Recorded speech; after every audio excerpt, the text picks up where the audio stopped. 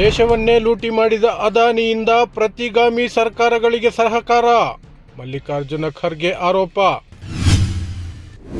ರಾಜಸ್ಥಾನದಲ್ಲಿ ಚುನಾವಣಾಧಿಕಾರಿಯ ಕಪಾಳ ಮೋಕ್ಷ ಪ್ರಕರಣ, ಸ್ವತಂತ್ರ ಅಭ್ಯರ್ಥಿಯ ಬಂಧನ ಖಂಡಿಸಿ ಆತನ ಬೆಂಬಲಿಗರಿಂದ ಹಿಂಸಾತ್ಮಕ ಪ್ರತಿಭಟನೆ. ಬಿಜೆಪಿಯಿಂದ 50 ಕಾಂಗ್ರೆಸ್ ಶಾಸಕರಿಗೆ ತಲಾ 50 ಕೋಟಿ ರೂಪಾಯಿ ಆಮಿಷ. ಸಿಎಂ ಹೇಳಿಕೆ ಸಮರ್ಥಿಸಿಕೊಂಡ ಡಿಸಿಎಂ ಡಿಕೆ ಶಿವಕುಮಾರ್ ಮತ್ತು ಸಚಿವ ಸಂತೋಷ್ ಲಾಡ್. ಪ್ರಿಯಾಂಕಾ ಗಾಂಧಿ ಚೊಚ್ಚಲ ಚುನಾವಣೆ, ವಯನಾಡ್ ಕ್ಷೇತ್ರದ ಇತಿಹಾಸದಲ್ಲೇ ಅತ್ಯಂತ ಕಡಿಮೆ 64.72 ಮತ ಚಲಾವಣೆ.